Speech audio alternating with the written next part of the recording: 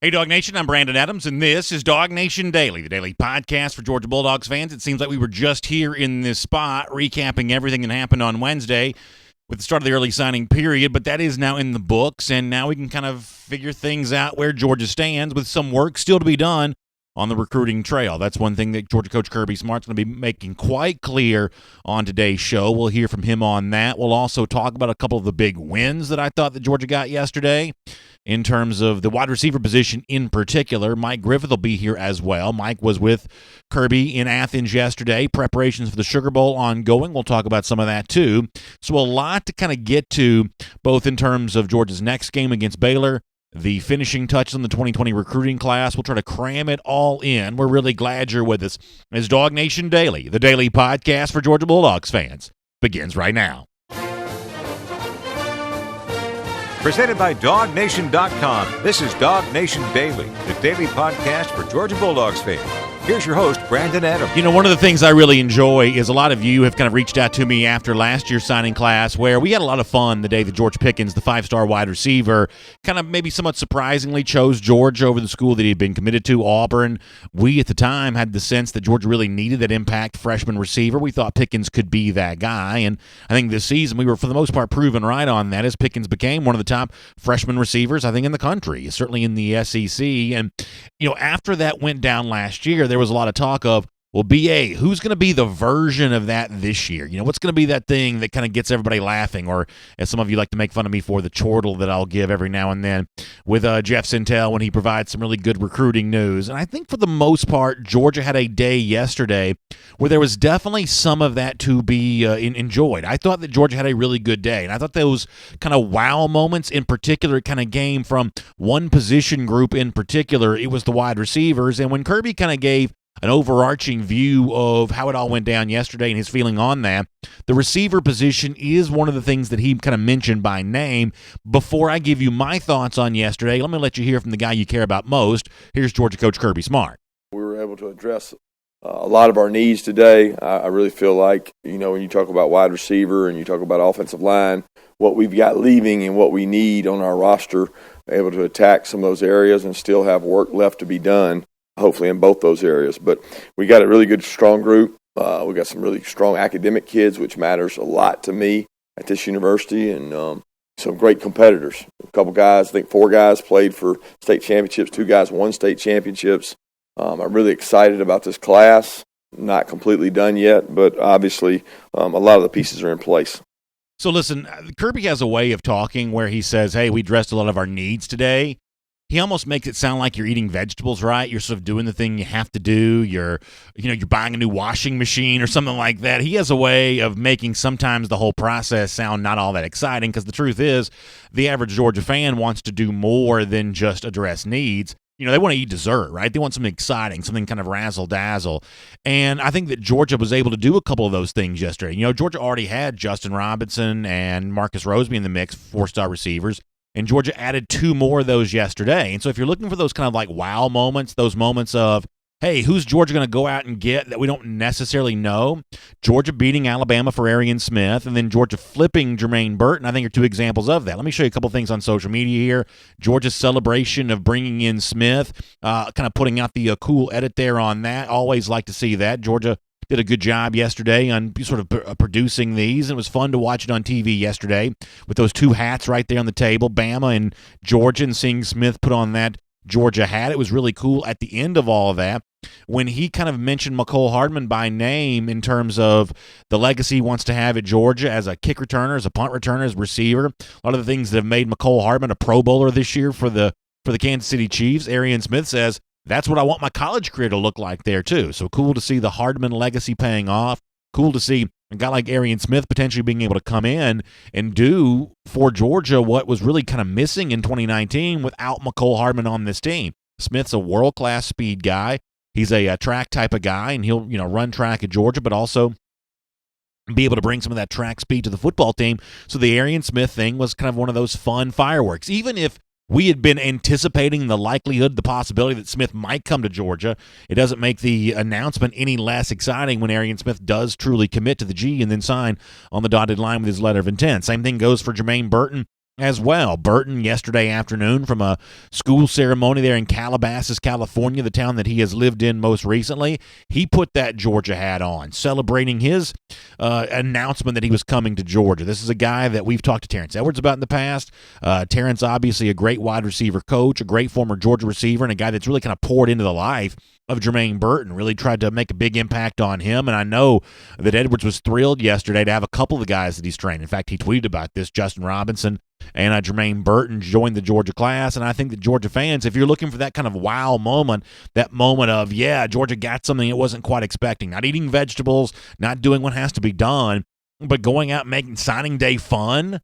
Well, I think a guy like Jermaine Burton doing what he did yesterday, flipping him from LSU, I think it makes it fun. This was a guy that LSU desperately tried to hold on to. They lost a receiver yesterday they thought they were getting, which made the Burton recruitment for them all the more important. And yet Georgia still found a way to win that. And I think overall, that's a really good piece of news and really fun. It's a busy day, and sometimes the news happens so fast that you don't get to appreciate it all of it as much as you want to because you're already kind of moving on to the next thing. But you better believe I was giving you that fist pump. I was giving you that big smile when the Burton news came in. That was a good thing for Georgia all the way around. Now, more from Kirby, it's worth pointing out that when he was asked this question about those receivers, the two that he knew he was getting, Robinson and Roseme, the paperwork for Jermaine Burton hadn't quite yet been filed yet. The letter of intent hadn't quite been received. So the way it works is until that letter comes in, you can't talk about that guy. So Kirby knew he wasn't ready yet to talk about Burton. Now, letter of intent signed, sealed, and delivered about an hour or so later. So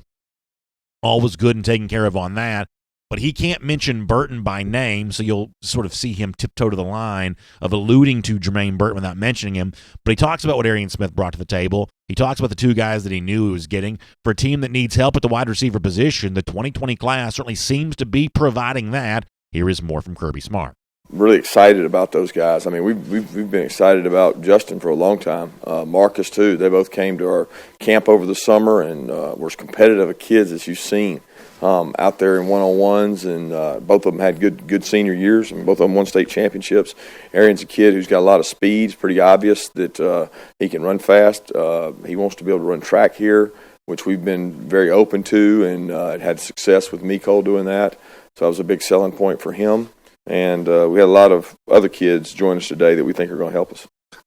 So at the end there, that's probably a little bit of an allusion to Jermaine Burton. Could not mention him by name. Let me shift gears and talk about a couple of guys that Georgia did not get, at least not yet. You heard Kirby a moment ago say, hey, we've still got some work to do. We've still got the February process here and obviously some January announcements. And that's where we're expected to hear some news on. Let me start with five-star cornerback Keely Ringo, who did kind of put a winking, nodding tweet out yesterday, alluding to the fact that he signed somewhere, although he's not going to announce that until early January. He says it's great to be and he asked to kind of fill in the blank on that. So we're left to wonder about Ringo for a moment until he makes his announcement. I know one of the things that got some attention on social media yesterday was the fact that Ringo gave an interview to some reporters there at his school in Arizona, and he happened to be wearing Oregon gear in doing so. And here's one of the things that I firmly believe, and y'all can believe what you want to believe, but this is my firm belief. And nobody likes looking for clues about where a recruit might be going than me. I'm right there with many of y'all in terms of trying to play the hack science game before an announcement goes down, or any kind of circumstantial evidence of who's following who on Twitter and who's saying what on Instagram and whatever. I love all the clues, but I'm a firm believer that the least reliable clue of all is the gear that a recruit wears. I've just seen gear be a misleading gesture far too often to count in terms of so-and-so decked out in UGA gear only to eventually sign and commit somewhere else or whatever else. So I'm not trying to downplay this. You can decide for yourself what you think it means that Ringo, and it's easy to find on social media, you can go out and see it for yourself, that Ringo spoke to some reporters yesterday in Arizona wearing an Oregon shirt.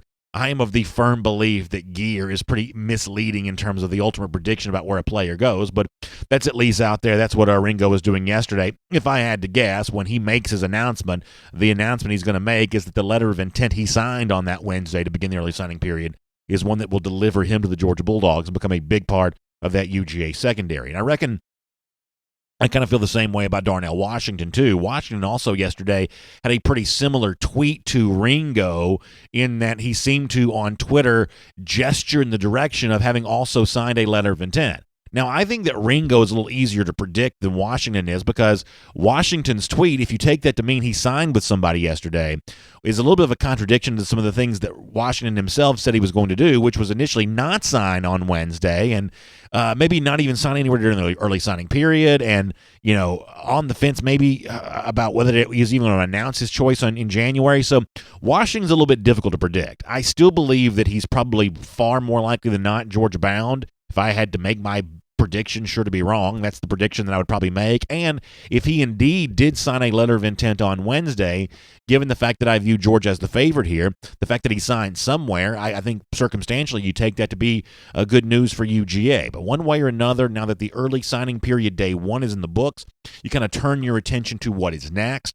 Ringo, whose announcement slated to come in early January. Washington, whose announcement is slated to come in early January. When Kirby Smart alludes to unfinished business, you better believe that those two names, along with Broderick Jones probably as well, are the biggest pieces of unfinished business for UGA. Fingers crossed that the Dogs get good news there, and in a class that already ranks amongst the nation's elite, I think number 4 right now in the 24/7 Sports Composite team ranking, it could be even higher before it's all said and done.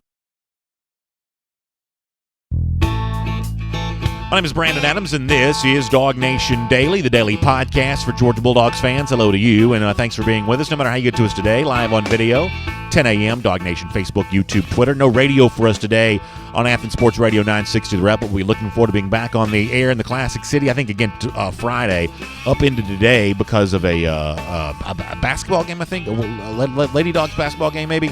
So no radio show for us on 960 The Ref today, but looking forward to being back there tomorrow. Of course, podcasts, wherever you find them, including the world-famous DawgNation.com. Just really glad to have you with us here today. We've got more Kirby Smart coming up on his thoughts on day one of the early signing period. We'll talk to Mike Griffith here as well about the preparations ongoing for Georgia with the Sugar Bowl. Before that, though, let me tell you about a cool thing. And I want to make sure you take advantage of this while you still have time because we are running out of time on this. I've been telling you that our friends at Brasstown Valley Resort are celebrating their 25th anniversary, and as a way of celebrating that with you, offering you the chance at 25% off your room rates, select dates here in the month of December. Well, I'll tell you this, December is fast getting away. So make sure you go to this website, brasstownvalley.com, and when you get there, use the promo code BVR25. You can get big savings right now on select dates, Brasstown Valley Resort and Spa. It is beautiful this time of year. Christmas decorations, fires in the fireplaces. I had a fireplace in my room the last time I stayed there. This is like the perfect ultimate winter getaway. And the promo code BVR25 makes it really easy to take advantage of 25% off on select dates here this month. So check out brasstownvalley.com for more information on that. Time now for us to go around the doghouse, presented today by Online Trading Academy. And I want to give you more from Kirby Smart, as I said, on the subject of a couple of the big names that joined Georgia's class yesterday, sort of that non-surprising variety, guys that have been in the fold and in the mix for quite some time. Let me start with the truly, I think of as an elite running back, Kendall Milton. And when Smart talked about Milton, one of the things that sort of made Georgia interesting for him and compelling and desirous for him, I thought that Smart had some pretty interesting things to say about that, especially given the light of the news the last couple of days. And Smart goes on here to kind of compliment Milton in a specific way for a way in which he's probably already been valuable to Georgia. I really like Kendall Milton, obviously, as a player, and I liked what Smart said about Milton yesterday. Here he is explaining why he chose Georgia and kind of what Georgia also likes about Milton. Here's Kirby on the next great Georgia running back. Kendall was attracted to the fact that he knew he had potential of two guys leaving.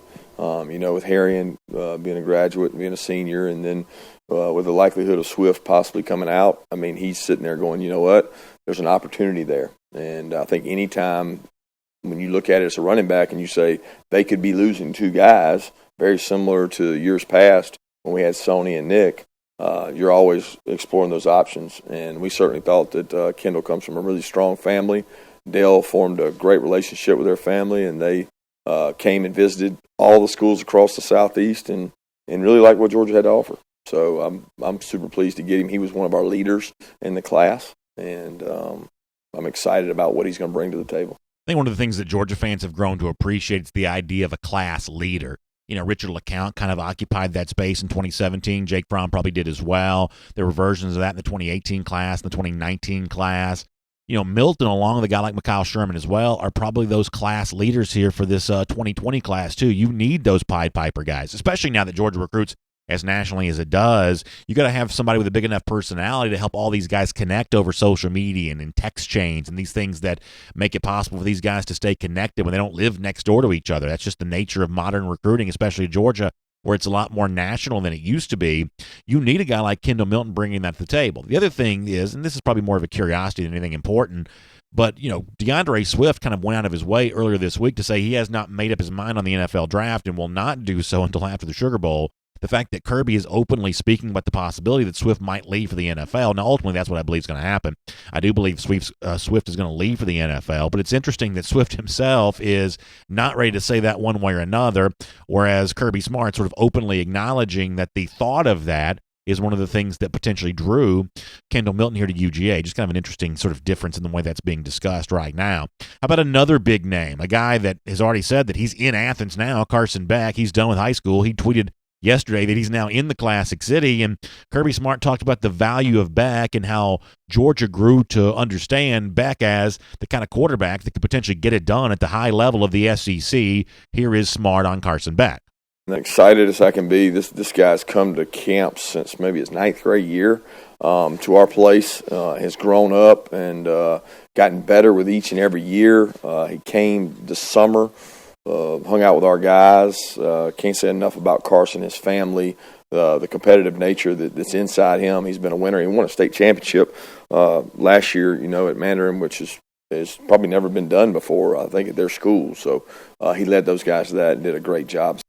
I think that Beck is in kind of an interesting situation in that he shows up at Georgia, and I'm presuming not really completely sure of what he's about to experience.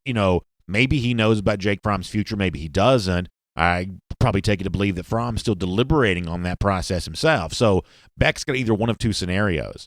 He's either got the chance to kind of apprentice underneath Jake Fromm and hopefully make a name for himself in that role for a year and then maybe take over the Georgia quarterback job in 2021 after having a year on campus. Or the opposite scenario is Fromm leaves, goes to the NFL, and all of a sudden Beck and a few other names probably are now in the midst of an intense competition to see who the starting quarterback for Georgia can be in 2020. We've seen freshmen do that around the country.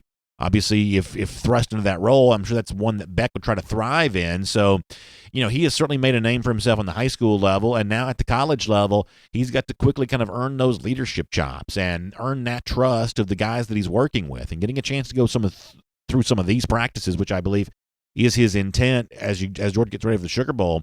I think that's it's an invaluable opportunity and one that I'm sure he's going to be working to make the most of. So interesting to hear Kirby talking about both Milton and Beck yesterday. It's Around the Doghouse. It's presented by Online Trading Academy. And this time of year, we are all mindful of how it's good to have a little money in your pocket to buy the gifts you want to buy, to treat people to the holiday dinners you want to treat them to, and just sort of generally enjoy this time of year. A little more money in your pocket makes it a lot easier to do. And obviously, one way or another, we know the markets is how you get that money, but sometimes it can be difficult to know what you invest in. Well, Online Trading Academy says this: the first step is making the decision to invest in yourself. That means learning how the markets work, both in the classroom and online. That's what Online Trading Academy can provide. Across a variety of trading styles, a spectrum of asset classes, they can truly teach you how to make money off the markets no matter which direction the markets might be moving. So please check out this website. It's tradingacademy.com/Atlanta. Trading with a D, tradingacademy.com/Atlanta. That'll get you in touch with Online Trading Academy. We've got more recruiting stuff to talk about on today's show, including how a couple of stories from around the SEC also potentially impact Georgia. So that's all on the way here on DawgNation Daily, but the Dogs also have a game to get ready for coming up pretty soon, too. For more on that, let's talk to Mike Griffith about the Sugar Bowl. From Athens and across the SEC or wherever the recruiting trail may lead, here's a DawgNation.com insider. Yeah, so a lot going on kind of both out in the forefront and behind the scenes for Georgia as it gets ready for the Sugar Bowl on January 1st against the Baylor Bears. And the guy who's kind of in the middle of all of that is our buddy Mike Griffith here from DawgNation.com joining us. And Mike, first of all, Merry Christmas to you. Happy holiday season. Hope you're enjoying yourself. We appreciate you spending some time with us here today and hope you're doing well. Appreciate it, B.A. So let me start with this, if you don't mind. Reports, I believe it was Dogs247 that has this first, that Ben Cleveland likely academically ineligible to play in the Sugar Bowl. Kirby Smart did not want to confirm that as of yesterday. What do you make of this? The fact that, no reason to disbelieve the notion that Cleveland, because of some classwork stuff, won't be available to the Dogs in New Orleans. Yeah, it's disappointing. And Ben Cleveland's dad was the one that confirmed it. So I'm not really sure. Kirby, as I said, he was just kind of in defense mode. And you think about the last couple of weeks for Kirby Smart and how many airplanes was he on and how many recruits did he talk to and all the things swirling around him. For a coach that doesn't delegate, that has to be exhausting physically, mentally, and spiritually, as Kirby bleeds red and black, as we know. So I just feel like Kirby was really on his game yesterday. Just kind of wanted to put a cloak over everything, kind of wants to pull the garage door down and fix the vehicle in peace, not letting any players talk, being very vague with his answers on things. I mean, let's face it, nobody likes the way that Georgia looked the last time they were on a football field. And it's Kirby Smart's job to make sure that it's a different version of Georgia that shows up on December 27th in New Orleans. And I think that's really where his mind and his focus is at right now, B.A. So let me, I guess, try to spin that forward with that in mind. Is the Cleveland news solely isolated a story about him, or is this somehow potentially a piece of evidence that suggests, hey, maybe Georgia doesn't have its game face on, going into the Sugar Bowl, even though seemingly that's kind of what it wants to do after also not playing very well in this spot a year ago? Do we extrapolate the Cleveland story, or do we say that this is an incident solely isolated to him and it's not necessarily representative of the team at large? Yeah, I would say it's isolated to him. I remember back about 5 years ago, I was talking to a guy by the name of Jim Bowman that was the offensive coordinator at Ohio State. And I asked Bowman about, the Buckeyes, they just can't win the bowl games and what it is. He said the bowl games are kind of like their own season. Everybody wants to, attach the bowl to the end of the year, and it's really not. The regular season's over, and what you get in a bowl game is unlike what you get in the regular season or the start of the next season. Because there's all sorts of things going on. There's coaches coming and going. There's players coming and going. The staff loses contact and direct supervision with these guys, and it's just kind of its own season. And so this was really curious to me because Ben Cleveland didn't strike me as the kind of guy, that wouldn't take care of things in the classroom. But it just goes to show you that it can happen to anyone. These athletes, student athletes, live very busy lives. It's very difficult for them to balance their time. They don't get much free time at all. And, the University of Georgia is a serious place about its academics. I mean, you got to show up in class. Not like, what was it, North Carolina a few years ago, they found out guys didn't even have to go to class, right? So it tells you a lot of things. I don't think it's an indictment on the program. I think it's to answer your question, I think it's one of those things you evaluate on an isolated basis, just like you do when a kid runs into trouble. Should we take this to mean that Cleveland's career at Georgia's probably done, or can you come back from this? No. In fact, the report he's coming back, and good for Ben. And I even thought this, BA, as we all try and read Jake Fromm's mind, I think this means this is good for those that want Jake Fromm back, which should be everybody if they want to go back to the SEC championship game next year. Because Ben and Jake are good friends. And, Jake is a guy you need back, a guy that can operate the offense, that can bring in these new receivers and help educate them on how things should work. That's what Jake does so well. I mean, he has such a great command of the offense. Now, can you get players that not only understand the offense, but are capable of beating people one-on-one? Based on this recruiting haul, I would say so, and Kirby made it clear that he's not done yet. Yeah.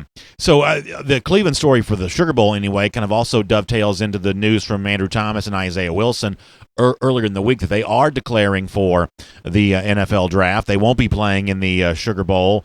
And, obviously, this is one of those things, Mike, where on the one hand, I want to celebrate the career of Thomas. He was obviously, one of the top players in the country, regardless of position this year. Isaiah Wilson had a very good year, too. Our buddy John Stinchcomb has raved about the work that Wilson did at right tackle for Georgia this season. Both those guys deserve to move on to the NFL, and I think UGA fans will wish them well as they do that.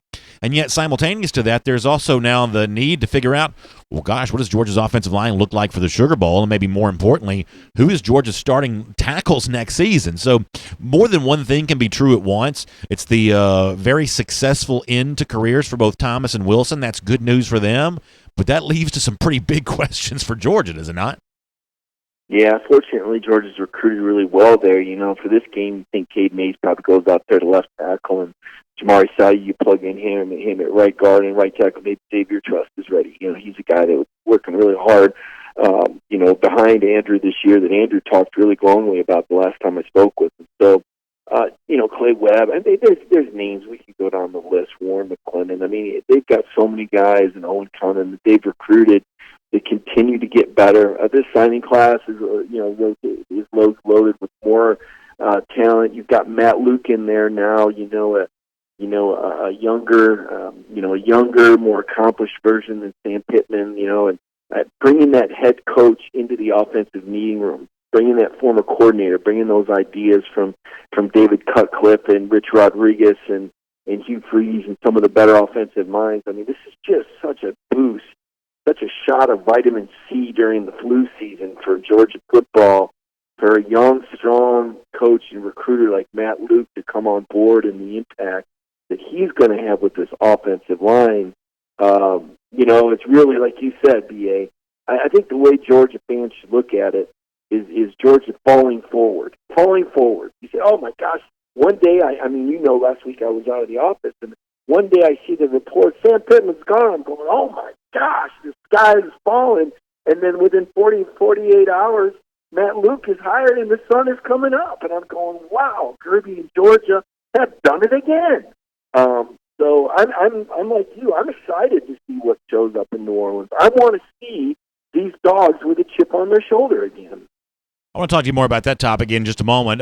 Before that, let me remind you that we have just a couple opportunities left for you to get a chance to meet the legendary coach and athletic director from Georgia, Vince Dooley. The field at Sanford Stadium now named in his honor, and you can get a chance to speak to him about his great career at Georgia and get a chance to have one of the books that he's written signed just for you. Just two more opportunities for this. It's today at the Kroger on Bethelview Road in Cumming. That's obviously from 5 to 6 p.m. And then it's tomorrow right there at the Kroger in Woodstock. Your final chances to get a chance to speak to Coach Dooley today, 5 to 6. Bethelview Road in Cumming. That's the 5550 Bethelview Road in Cumming. And then tomorrow, also from 5 to 6 p.m., 2295 Town Lake Parkway in Woodstock. These are the final Coach Dooley book signings. You can find out more about that, of course, at DawgNation.com. But make plans to be there. Today, Cumming, tomorrow, Woodstock. Both events, 5 to 6 p.m. A chance to speak to the legendary coach and athletic director himself, Vince Dooley. He'll sign one of his books. And that's just a really, really great thing to do this holiday season, especially if that person on your list is tough to buy for. We all have those kinds of guys and gals. A book from Coach Dooley is certainly a great example of how you can make everybody happy. All right, Mike, let me get back into the discussion on the Sugar Bowl here. And you talked before about, kind of being excited to see which version of Georgia shows up. And I guess I am. I'm really, really curious about that to see if Georgia does have, I think you used the phrase earlier, chip on its shoulder based on the SEC championship game, or just based on the fact that Georgia did not acquit itself very well in New Orleans last year. For the most part, Mike, when Georgia played badly against Texas, I didn't make that big of a deal of it because, for the most part, I didn't see, potential critics of the program making too big of a deal of it. National media, for the most part, gave Georgia a free pass on that. Former players, we brought them on the show, and they kind of said that, hey, sometimes those bowl games, for the good and for the bad, can be a little bit of false misnomers about what the future season is going to look like. But for Georgia this year to be back in the same spot, maybe there is a little bit more of a need to just kind of make a better showing in New Orleans than a year before. Georgia fans, a lot of them anyway, weren't all that happy by the way that things went down last year. So you're not getting to see practice right now, so you have to make your best guess on this. But how focused do you think that Georgia is? Does Georgia want to play better against Baylor than it played against Texas last season? Well, I think it's a complex question. I'll boil it down to a couple of things there, B. First of all, when you reach the level that Georgia football has now reached, where number 5 ranking in an 11-2 season is viewed as a disappointment, and you're an annual college football championship contender, there's a certain brand that people expect. And if you want to maintain that status as an annual national championship contender in the eyes of fans, in the eyes of national media, and most importantly, in the eyes of recruits, you better show up. You better show up and you better represent the G if you want to be that brand, if you want to be a national championship contender. Now, if you want to slide back into what Georgia was before the Kirby Smart run we've seen with 3 straight SEC East Division championships and what should have been if you want to slide back to that second tier, then okay, you can shrug off a bowl performance. But when you're of the ilk that Georgia has reached, I mean, look, let's face it, when Alabama played bad in a bowl game, I went, oh my gosh, look at that. It was like, holy cow, man bites dog. Because that just wasn't supposed to happen when Utah beat Alabama, right? Because Alabama built a brand, and now Georgia is there. So they have to play well if they want to maintain their status. You can't use the excuse that it matters every time that you take the field to the Georgia Bulldogs. Now, 2, are they ready? I think there were a lot of guys ready last year. The problem was, and Kirby identified this, and I give Kirby credit because he's transparent. He made a mistake. He brought guys last year that were not engaged. And you can say whether it's 2 guys that had already announced they were going to transfer, should they have been there, or whether it was bringing DeAndre Baker, who was not going to play in the game, but he was just going to hang around. I don't think that's good. And I think Kirby identified that. And he said earlier this bowl season, he said, I'm not bringing players that aren't engaged. And he found out that some guys were more excited to be there than others. So, that's why the DeAndre Swift announcement about not deciding, does that mean DeAndre's going to play? Well, he didn't really come out and say that. Is he engaged? I don't know. If it's the DeAndre Swift we saw, had 5 touches and didn't want to get hit because of the sore shoulder, don't bring that guy because he doesn't need to be there. If he's got a risk of injury, don't bring him. Give the ball to the young, hungry Lions that are going to go 110 miles an hour into the line, not the ones that are thinking about their NFL futures on every carry. But if DeAndre is healthy, my goodness, it's another huge shot of energy and excitement. So I need to see whether Swift is there and healthy, BA. I think that's key. But the fact that Kirby has taken this stand, I think it means a lot. And I think you're going to see a more engaged team. The problem is you're facing a Baylor team with a lot to play for. They're trying to become the all-time winningest program in their school's history. And those fans are excited about the Sugar Bowl. Georgia fans may not be, but you better believe that Baylor is going to have an excited contingent there, and that's going to be a big news story in Texas. Also, the Bears have a very, very stout defense. Let me finish on one topic here, and I'm going to make some to you, Mike. I find this entire thing to be exhausting because it all depends on what your definition of certain words are. Reports based out of Columbia, South Carolina. Georgia spoke to Mike Bobo before South Carolina hired him.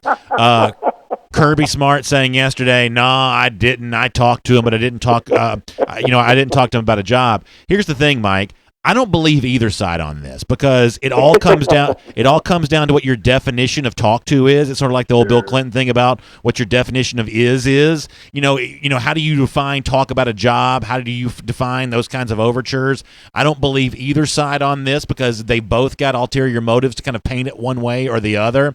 So Kirby spoke about this. It's a big obviously topic because a lot of fans are curious if there are offensive coaching overhauls coming.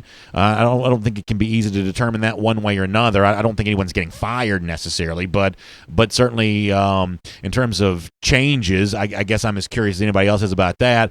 But when Kirby describes his scenario involving Bobo, I'm not sure I believe that, but I don't necessarily believe other reports that he was outright offered a job at Georgia either. What do you make of it all? Yeah, I think you're right. It's just like the Eddie Gran thing last year. Eddie Gran goes back to Kentucky and tells him that Kirby wants to hire him to be an offensive coordinator after our offense was 101st in the country last year. And there may have been, and then the truth of the matter is that Kirby did talk to him, but not about the coordinator position. Maybe it was a co-coordinator position, but not the way Eddie presents it. And you're right, agents leak this thing out to different national media members, and one person writes it, and that becomes a perception. Oh, look at this. Georgia tried to hire so-and-so. Listen, if Georgia really wanted to hire Mike Bobo, they could have. All right? Kirby's got unlimited funds. If they want the guy bad enough, they could pay him $1.5 million. if they really wanted to. Just like Jim Chaney, if they really, really wanted to keep Jim Chaney, they could. There's enough money to buy those people, and Georgia has the money. But Kirby's not going to just throw stupid money out there because Kirby knows it's not about the coach. It's not all about the coach. It's not all about the scheme. It's not all about the philosophy. I don't know how many times I've got to say it, and I don't know, the lowest IQ level out there. It's about having players that can get open. And Kirby said, watch the film. They ran the same plays as LSU, and their guys couldn't get open.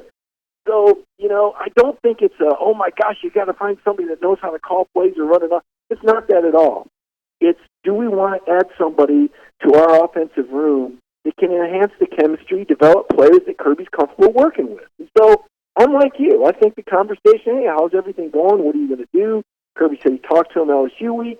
He gets a vibe whether Bobo has interest or whether he has interest or where his friend is at. That doesn't mean he extended a job offer. It's a guy that he's friends with. I mean, think about it. If there's an opening on, in fact, I remember DA talking with you before I came to DawgNation. Well, you and I are talking. Tell me about this job, Sure. DA. And Jeff, and you guys are filling me in on it, right? And then, so it's a lot of people making much ado about nothing. I think you hit the nail on the head. Well, Mike, we appreciate you being here on DawgNation Daily here today. Hope you enjoy the rest of your week. We'll certainly look forward to reading a bunch from you about the goings-on there in Athens as the Dogs get ready to make their way to New Orleans for the Sugar Bowl. We appreciate your time. We'll look forward to speaking to you soon. I appreciate it, man. Have a good day. Let's take a look around the rest of the league. This is SEC Through. So two things that Mike said there that I think he and I are probably on slightly different sides on. I want to make sure I address this before we go cruise around the SEC, courtesy of courtesy of our friends at Royal Caribbean. He mentions, the changeover with new offensive tackles, both for the Sugar Bowl and for next season. And Mike seemingly seems to think that Georgia's just going to skate right through this with no problem whatsoever. I'm not going to fan the flames of panic and tell you it's going to be a huge issue, but I'm also not going to shrug my shoulders and say replacing a guy who's been as valuable as Thomas and replacing a guy who proved to be as valuable as Isaiah Wilson became, that's going to be a very easy thing for Georgia to do for one game against Baylor for the entirety of the 2020 season. Georgia has certainly recruited a lot of offensive linemen, but the fact of the matter is we haven't seen very many of those guys play yet, with the exception of the 7 guys who kind of play the most frequently, Salyer and Mays being your 2 top backups there. So Georgia's got some questions to answer with its offensive line. Now, luckily, it's got a lot of potential talent to kind of throw out there, but I sort of gather that some of these guys are a little more ready to play than others are. We're about to find out kind of who's who, separating from the wheat from the tares, as they like to say. That may be about what's going to go down with the Georgia offensive line here. The other thing is, Mike's a lot more comfortable than I am saying that the sole issue with Georgia's offense this year was receivers couldn't get open. I've made this very clear over and over again.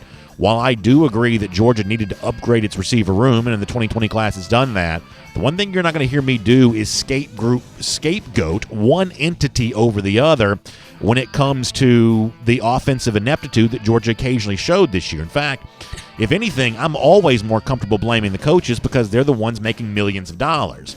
So one way or another, Georgia's got something to figure out with its coaching ranks in terms of how it gets better offensively. Kirby's, for the most part, kind of acknowledged that.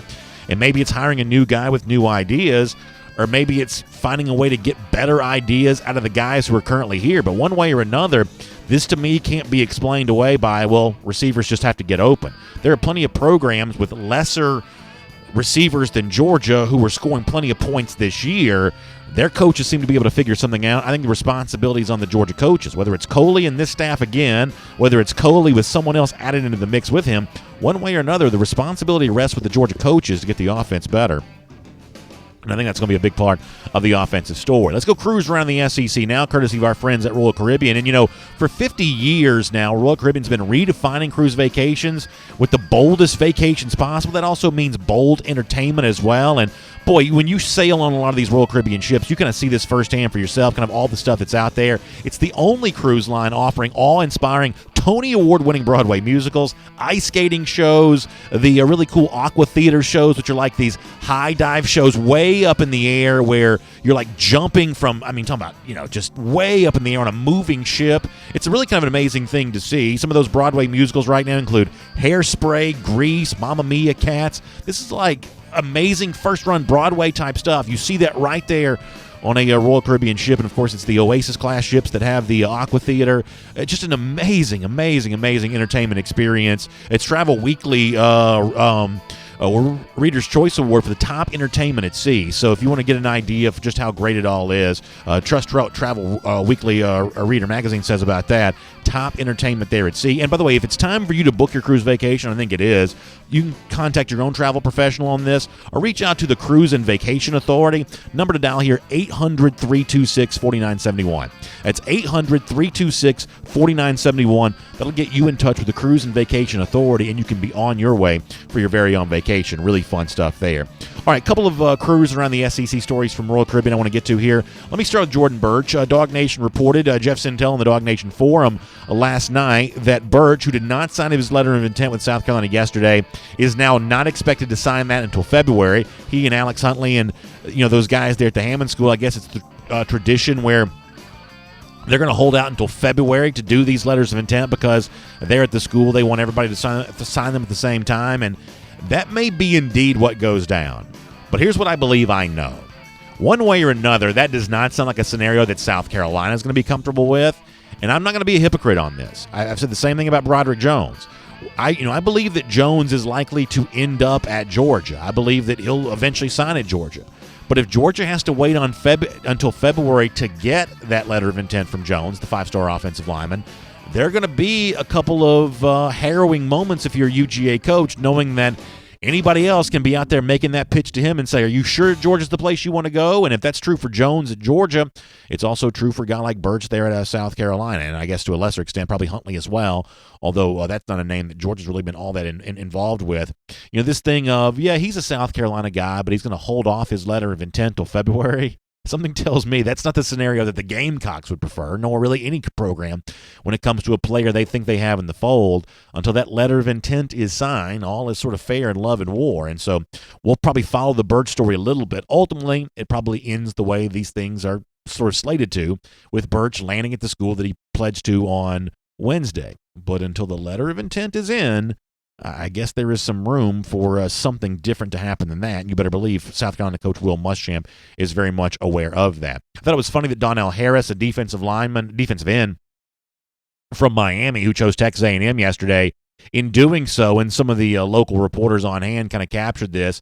So when Harris stands up, he rips off his jacket. He reveals the Florida sweatshirt, and I hate to be this way, but Florida fans in the comment section of the video are all happy and thrilled. Then Harris pulls off the Florida sweatshirt to reveal the Texas A&M shirt, puts on the Aggies hat to go along with that.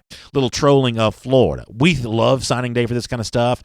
We don't think this is the kind of thing you need to be all that serious about it, just kind of fun in kind of a pro wrestling sense. And so Harris trolling Florida yesterday was plenty good for me. In fact, I enjoyed that all the way around. So pretty funny stuff there.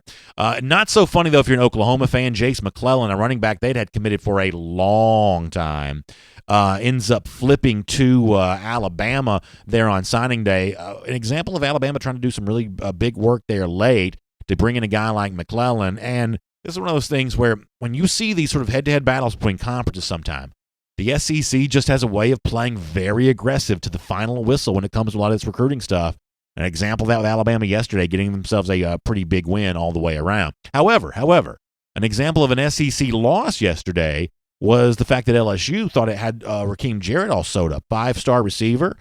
Jarrett had started flirting around with some various schools on Twitter the last couple of days. At one point in time, insinuating he was not going to sign anywhere in the early signing period. But yesterday, surprisingly, flipped from LSU to Maryland to be on Mike Loxley's program and end up signing his letter of intent there to the Terrapins. So kind of a weird, bad loss for LSU. And it's obviously strange. I'm not the only one to say this. Other people have brought this up too.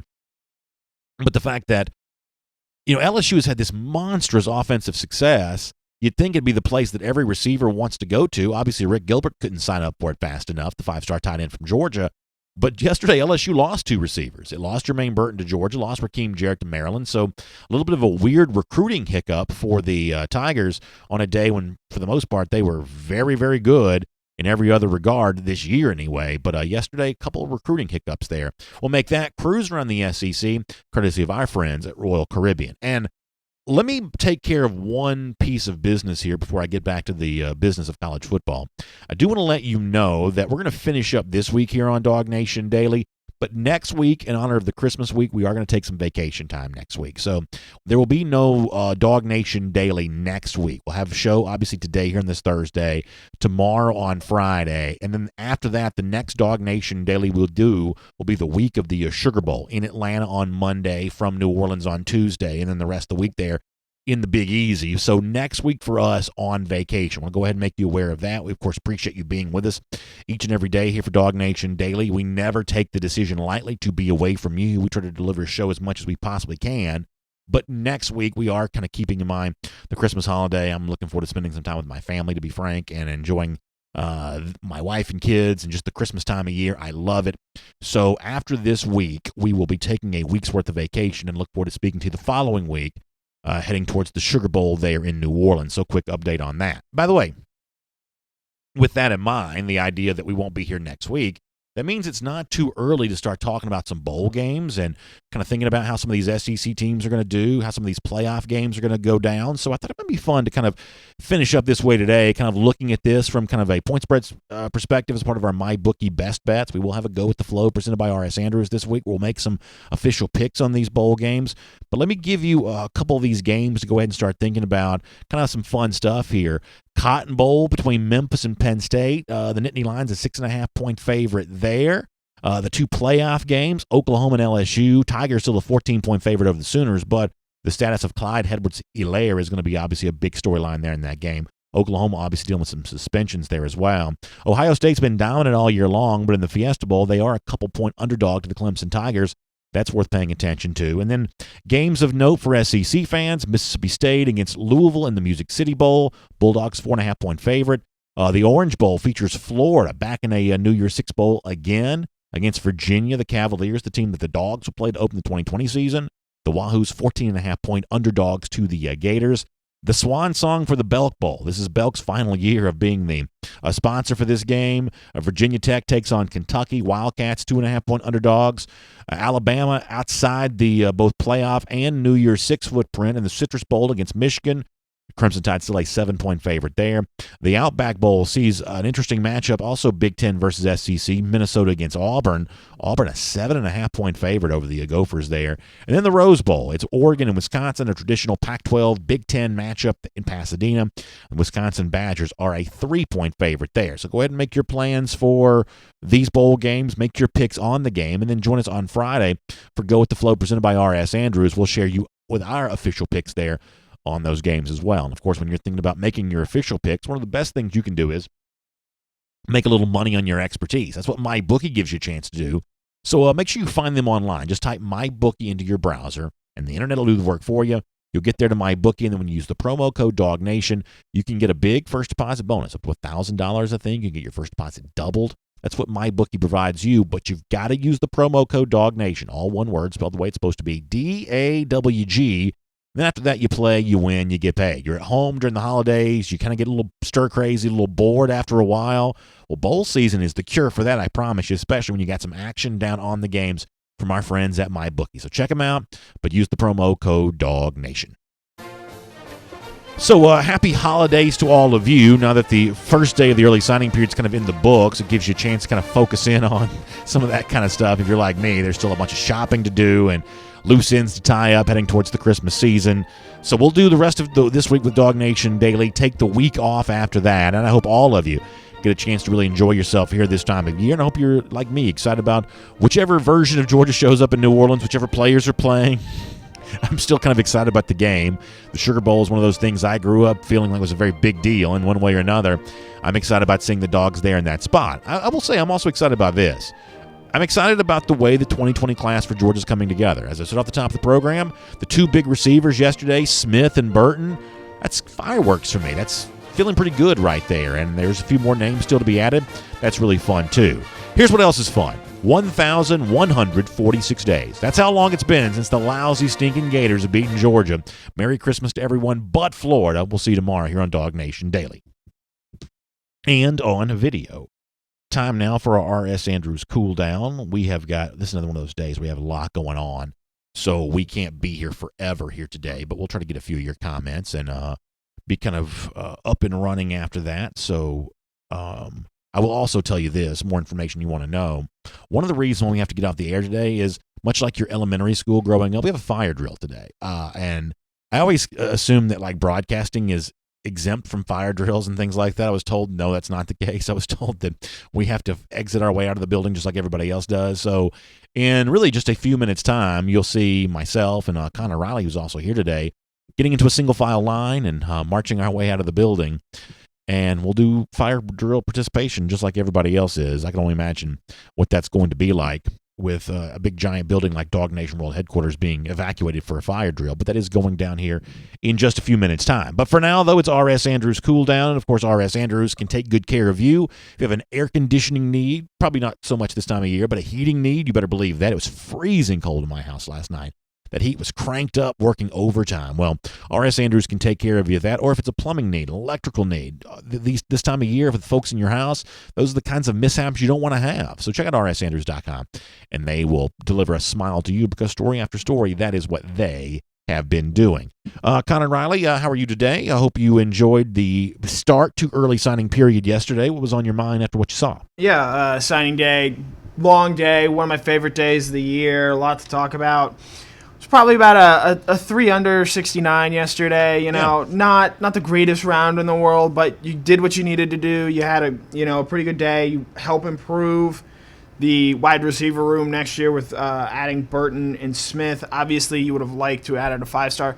The first time since February signing day, since February of 2017, that Georgia has not added a 5-star commitment on a signing day. That's a good stat. That's a really interesting stat, and obviously there's a very good chance that it did add one. We just don't know about it yet. Correct. Those announcements coming later on. This is not negative. It's just my opinion, and I'll say it quick and move on. I am nostalgic for the days when there was just one signing day in February. I've never liked the early signing period. I don't like the way it gets crammed into bowl season and Christmas as well. I'm not being negative because I'll roll with the punches, and whatever it is, I'm going to follow it because I love it that much. But I do sort of miss the big-time, histrionics of everybody doing this on February. It's never quite been the same for me once we stopped having the big February blowout. Well, I love all my children equally, so I will love each signing day as if it is its own special one. Let me get a few of the comments here. Devin Glenn says, when 11-2 is terrible, I would say we are on track. Kirby, I trust. And, yeah, I think still having a lot of trust and faith in the program is probably the right way to do that. The one thing I'm not going to do during the offseason, though, is flippantly disregard what seem like obvious issues, because I may have been guilty of saying receiver's not going to be an issue for Georgia in 2019. Look at the way Georgia's recruited this position. And lo and behold, it ended up being exactly as it was predicted. So when you talk about replacing Isaiah Wilson and Andrew Thomas, I am not going to look you in the eye and say, next man up. Matt Luke's going to figure all this out, because I've got too much respect for your intelligence just to sort of gloss over this and say that it's as easy as jamming a round peg into a round hole. Georgia very likely will find capable replacements for the lineman it's about to lose, and really, capable depth for, every area in which it needs it next season. But I'm not going to kind of flippantly disregard these types of things as if they're no storyline at all. You say Kirby Smart is someone you trust in. I think Smart's given you really good reason to trust him. And yet, at the same time, there are some significant off-season questions that we're going to have to spend the better part of a calendar year wrestling with before we get towards August and this season gets going again. There are no easy answers necessarily to the question of, how good Georgia's going to be at a few spots next year. Right. You mentioned the offensive line earlier. Who is the third starting offensive lineman? Because now that Cleveland is out, who is going to fill that spot? Do you put Xavier Truss at right tackle and put Ed Sawyer at right guard? Do you maybe put DeMarcus Hayes at left tackle and keep Cade at right guard and put Jamari at right tackle? I understand Georgia has recruited well at this position, but there's a lot of unknowns with this line. It's a Baylor defense that had 43 sacks this year. I know the Big 12 might not be the greatest league in the world, but Baylor pretty clearly had the best defense in the league. And I think that is a big concern, not just for the Sugar Bowl, but going into next season as well. Yeah, I mean, I think that and we've talked about these things before, I think that we kind of knew that Georgia had this season 7 offensive linemen that you really, really trusted. And I think that most of us would have probably said, and Justin Schaefer's probably that 8th. But beyond him, I couldn't have told you who the 9th offensive lineman for Georgia was. If you think about it in kind of basketball terms, I couldn't have told you who the 9th man was. And now Schaefer's not available, and Mays and Sally are going to be occupied with their own starting spots. So I can honestly say I have no idea who will start. I think it's interesting that we now think of Salyer as a potential tackle when his high school profile didn't have him really a tackle at all. He was more of a center than a tackle. And I'm very, very curious to see how this goes.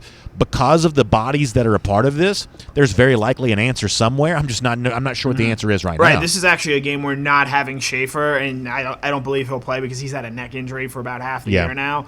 Not having him is a pretty big loss, because I would feel a lot more comfortable if you told me the 5 guys on the line were going to be Mays at left tackle, Kinley at left guard, Trey Hill at center, Justin Schaefer at right guard, and Jamari Sawyer at right tackle. But not knowing who sort of now that 5th, or in your case 9th guy is, makes things a lot more hairy. Devin Glenn says, y'all questioned the defense in stopping the run game last year. What happened this year? The answer is Georgia obviously emphatically answered that question. But it doesn't mean the question itself was any less legitimate. Yes. And by me saying, I'm not quite sure what Georgia's offensive line is going to look like, that doesn't mean I'm sure it's going to be bad. It means what I'm saying at face value. As of right now, there's a lot of curiosity about how it plays out. And sometimes these things work out, sometimes they don't. Jeremy Lloyd brings up this comment yesterday. You saw Emmitt Smith's son, E.J. Smith, did not pick the Florida Gators, picked to Stanford. He's kind of like James Cook type, might play wide receiver, might play running back at the next level, we're not really sure. And Lloyd brings up BA thoughts on Emmitt Smith's son not choosing Florida, even though, LOL, he knows it's a dumpster.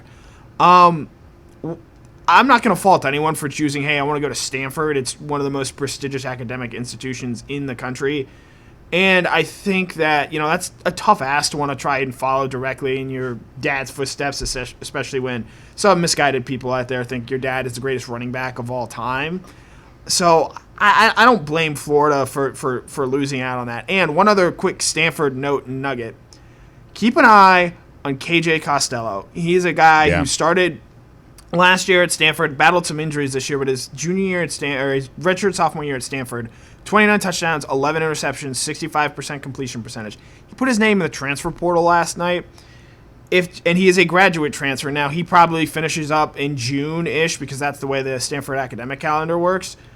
But if Jake Fromm does go pro, in my opinion, the guy whose name goes to the very front of that list, above even a Derrick King from Houston, would be KJ Costello. Yeah, I would agree. I've seen him play, and when I've seen him play, I know he's battled some injury, but when I've seen him play, he's been really spectacular. And if Georgia were to lose Fromm and replace Fromm with Costello, and there's no rumor right now that it will, I'm just saying, we're just speculating out loud, that would be a huge, huge gain. And I believe that the Costello recruitment is going to be incredibly contested. Yes. I mean, incredibly contested. And we're entering into an interesting offseason where if Fromm were to leave, you've got the 3 top programs in the SEC, with all due respect, Alabama's still in that top 3. Yeah. You've got all 3 of those programs looking for quarterbacks. So I think Alabama would still like to add someone, even though they've got a 5-star in the 2020 class. I know for a fact LSU wants to add someone, and my guess is that, Kirby even insinuated that Georgia's still potentially in the market for second quarterback as well.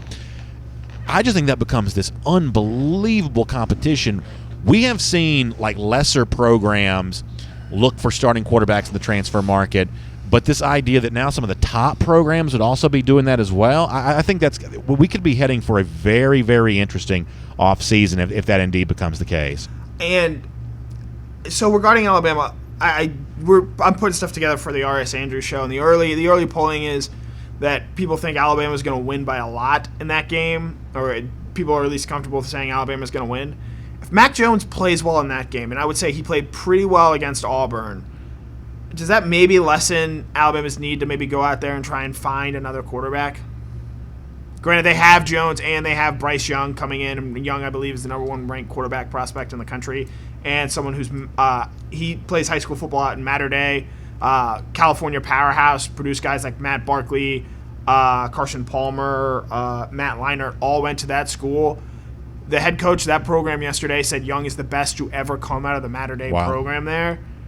if you have Jones and you have Young, don't you feel a little bit better? Maybe Alabama isn't out there trying to get maybe a Costello or a Derek King? I think most programs would probably feel okay with that. I think Alabama, at this stage of Nick Saban's career, I'm really of the belief that we use this phrase in pro sports a lot, kind of the win-now mentality. I think that Nick Saban's in very much a win-now mentality. I think he knows that one way or another he is just near the end of his career, and college football's just getting harder. LSU's getting better. Georgia, compared to where it was a few years ago, has gotten way better.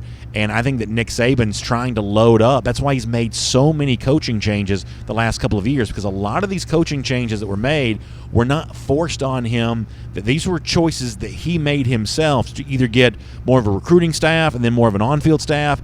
He's really tinkering right now to try to build one more big, massive team. So a 5-star quarterback from this class to go along with kind of a semi-capable starter in Mac Jones, that'd be enough for most coaches in most situations. I really believe that Nick Saban's a little more aggressive than that right now, because I think he knows he's only got like one more really good shot to put a national championship team together. Mm-hmm. I would agree. I don't even know his window is rapidly closing now. It might open up a little bit next year, given that LSU, when you lose Joe Burrow, you figure to take a step back there. But, again, I believe he turned 68, 69 years old. He's getting up there. He's, I don't think he's retiring this year, but I think Saban knows that, he's on the 16th, 17th hole right now of his career. So a lot of folks talking about, Fromm in here in the comment section. It was interesting that it kind of came up yesterday, too. We are now in that.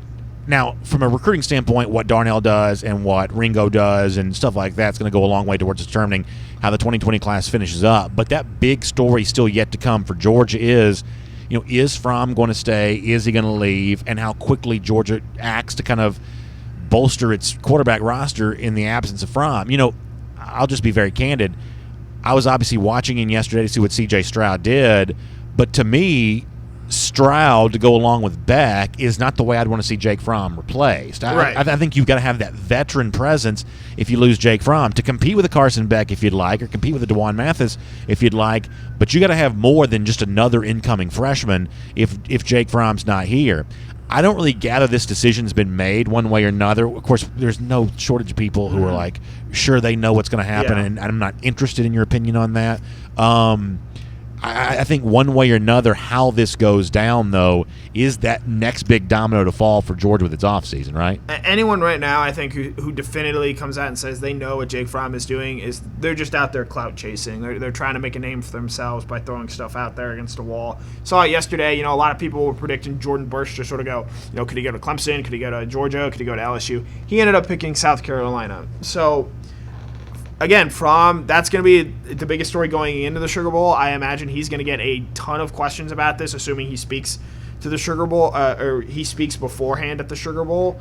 And in the sort of week and a half after, that is item number one on the agenda. And item number two, Kirby sort of mentioned this yesterday. I found it pretty interesting in looking at what he did last year as well, that if their coaching changes are going to come, they're going to come after the bowl game. And I still... a lot of people obviously after the LSU game were not thrilled with James Coley and sort of how things have gone this year with him. That item takes a back seat, and I think Fromm's and what he decides to do is the most interesting thing that happens between January 2nd and January 20th, when that deadline is for the undergraduates to declare for the NFL draft. Clay Dykes has an interesting comment about Keely Ringo. Clay, I'm going to get to that here in a moment. Let me say this about Fromm. Here's the one opinion I'm pretty comfortable giving. At this stage of the game, I'm fairly comfortable saying my opinion is that Fromm won't be a first-round pick. But not being a first-round pick does not necessarily mean that he stays in school. And, like, the one comparison, I look at, like, a Daniel Jones, who's kind of been the starting quarterback for the Giants. A guy like that really lit the world on fire at the Combine, for instance. And I just don't think that Fromm's going to be like a Combine hero necessarily. And that's one of the reasons why I would think that if you're looking at a guy like Jones who kind of played his way in the first round last year, I just don't see Fromm necessarily doing that from the Combine sense. I'm not going to actually you, but it only takes one team to fall in love with you. And so you think there's a chance that Fromm's still a first-round pick? It would not surprise me if some team, like the Ravens did a few years ago with Lamar Jackson, they trade back up into that back half of the first round to try and take from, because actually, given the way that the cap and contracts work at the next level, if you're drafting a quarterback, you kind of want to draft him at the end of the first round instead of maybe waiting towards the second, because you get an extra year of control there. That's fine, yeah. So, yeah, I'm not going to go like screaming about, Yeah.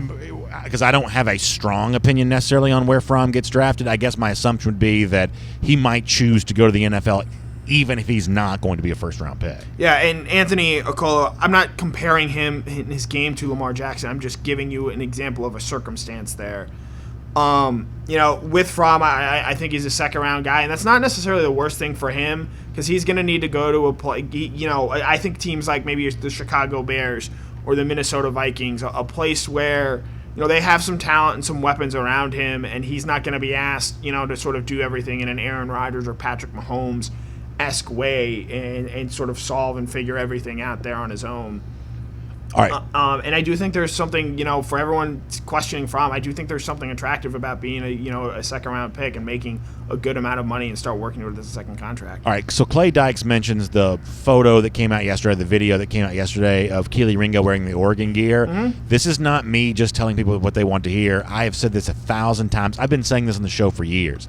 I love looking for evidence for a player might sign.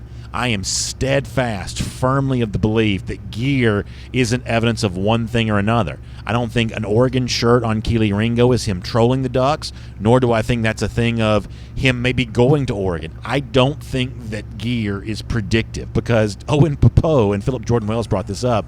The day before he committed to Auburn was dressed like Harry Dog walking the halls of Grayson High School. Photos came out of that. I don't think he was Georgia trolling either. I just think that gear is not very predictive. Some people sometimes jokingly say it's wear it one more time before you have to throw it away, and maybe that's what it is.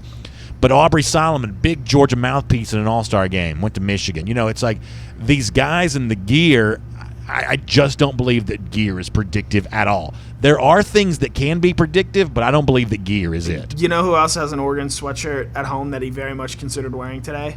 You? Me. Yeah. And it's not to troll, and I don't think it's to troll or anything like that. I think, sometimes kids just don't, and people just don't put a lot of thought into what they're wearing and thinking, oh, well, what does this mean for, and, what people might think about it. So I don't put a whole lot of stock and faith into, he chose to wear an Oregon sweatshirt. He could come out and wear an Ohio State sweatshirt, and, who knows what that means.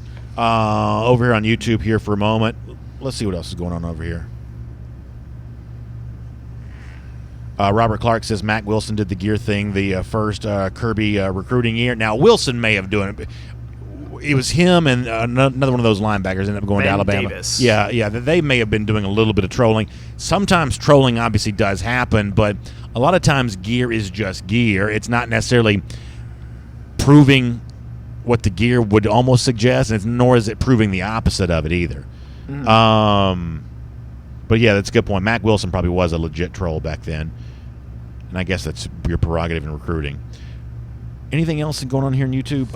Anthony Okolo says, what position do you think Ringo would play at UGA? Maybe star? No. I think of Ringo as the lockdown, put you in handcuffs, and you're not heard from the rest of the game cornerback. I just think he's fast as lightning, long arms. That's the kind of guy. That's Derek Stingley is who that is. That's high praise. But Derek Stingley was also the number one cornerback in last year's class as well. That's the kind of guy in this modern age. You always need Keely Ringo. You always need that guy who can run step for step with anybody and not get pushed around physically. Keely Ringo is just a massive, massive need for Georgia, not because of anything in particular, just because you always need the best cornerback in the country if you're going to try to win a national championship. He's kind of a mix of all the best elements as a prospect, obviously. He's got the long arms that DJ Daniel has. He's got the size that Tyson Campbell has. He's got the the ability to stay with guys that Eric Stokes has, and you sort of put all those attributes together and you sort of get Keely Ringo. Now, obviously, he's going to have to transfer that to the field, but it would not surprise me in the slightest if he is finding a way to play a meaningful role for this team with Georgia next year. Rail Rashad says Ringo could play running back as well. I don't know about the college level, but I will tell you, if you want like 5 minutes of good entertainment, go watch his high school highlights of him playing running back for, is it Saguaro? Is that the name, how you say the name of the school? Watch him playing running back for his high school team. He is bad. I mean, and bad meaning good way. Yeah, bad meaning good. He is a very fun running back to watch at the high school level. Rail is absolutely right about that. GB2 asked a good question as well, and we got, let's say 3 minutes, and we got to go. He says, out of the new wide receivers, who do you think has the most impact in 2020? I guess I'd probably go Rosemy first, Burton second, Arian Smith third, Justin Robinson maybe coming in just after that.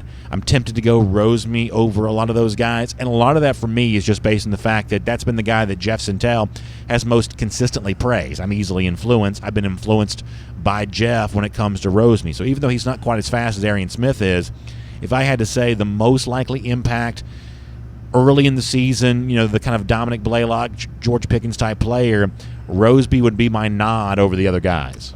I'm going to go Smith because of the speed. And Kirby outright mentioned Mecole Hardman's name yesterday when talking about Arian Smith. And to me, that says a lot. But quite frankly, I think Georgia got 4 very good receivers yesterday. We had Justin Robinson come in here and talk to him.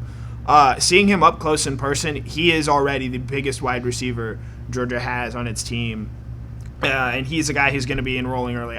I believe Jermaine Burton is enrolling early as well, but I'm not 100% sure on that. Yeah, I don't know the answer to that. I know Rosemy and Smith will both be coming in over the summer.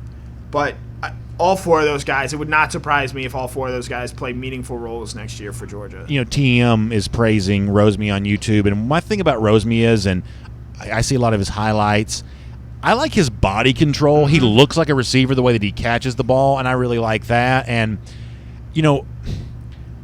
there's a part of me that doesn't want to say this because it comes across as kind of jerky, but we talk about Mecole Hardman as if Georgia was just always getting like 150-yard receiving games at a Hardman. The more time passes, the more the legend of Mecole at Georgia grows. But the truth is Georgia didn't always use Mecole as well as it possibly could. So when it comes to a guy like Arian Smith, if he's the next Mecole Hardman, then Georgia's still got a responsibility to show they can use a speedy receiver. Because another potentially Mecole Hardman type in Demetrius Robertson, they didn't use all that well this year either. And I'm not trying to be a jerk, but honesty compels me to admit. I think the big thing with Mecole Hardman, especially last year, is that teams were just so aware of his speed and his ability to just blaze by you that opened things up for guys like Riley Ridley, Terry Godwin, Jeremiah Holman. And I think just his presence made things easier. And Georgia's going to need to show early on.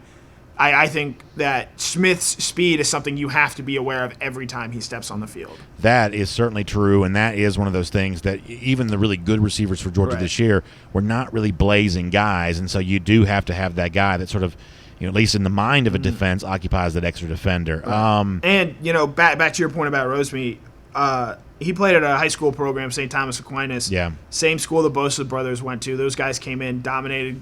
I won't say dominated. They played very well as freshmen at Ohio State. And when you come from a program like that and you are a big-time player at that kind of a program, I think, to me, for what I look for in recruits, that says a lot. Winston Mock says Arian Smith's going to have the most impact by taking kicks and punts back to the crib, and I'd be fine with that. Dominic coming off an injury, that's the role he occupied as punt returner this year. I'd be fine with saying, hey, you need to rest that knee a little bit. Let me keep you focused on receiver for a moment and give Arian Smith, because he is the faster guy, let me give him a shot here at the punt returner job and let Dominic do what he needs to do, which is be one of Georgia's leading receivers next season as he returns to full health. Arian Smith as a punt returner from day one, I'd be absolutely open to that as a possibility. Yeah. Absolutely open to that. Kick returner, too, because Brian Harrion, who served that role this year for Georgia, he's probably leaving. So, in addition to what Georgia needs from him as a wide receiver, Arian Smith's going to have opportunities as a return man. Yeah, it just seems like that kick return thing is almost completely out of the game now. I hate it. Yeah, I missed that part of the game too. All right, final thought, Connor. I'm looking for a last comment here as well. You got anything else you want to say on the way out the door?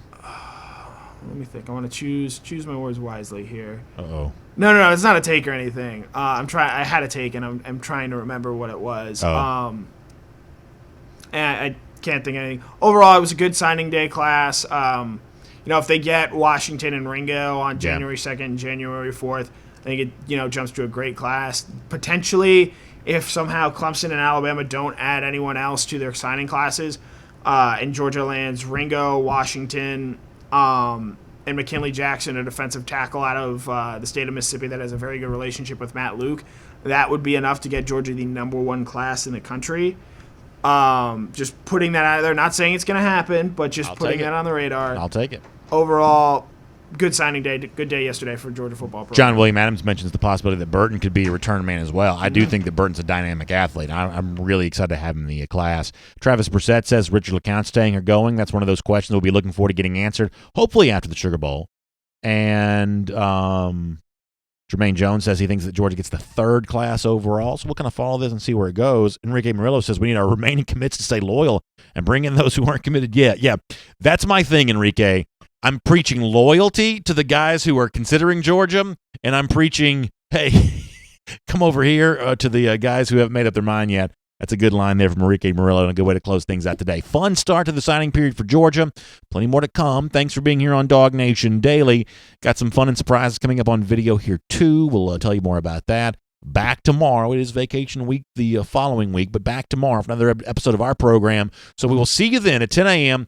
for DawgNation Daily. Huge thanks, by the way, to R.S. Andrews, making the R.S. Andrews Cooldown possible. Air, heating, plumbing, electric. They do all of that for us. They can do all of that for you. Check them out online at rsandrews.com. And don't forget, ajc.com for your Atlanta news now. Stay up to date on Falcons coming down the stretch. All kinds of crazy goings on in the world of politics. The AJC's all over that, too. You can really kind of stay up to date and check in throughout the day to make sure you don't miss anything by getting your Atlanta news now from ajc.com. All right, thanks for being here with us. We'll look forward to seeing you tomorrow morning at 10 a.m. for another episode of DawgNation Daily.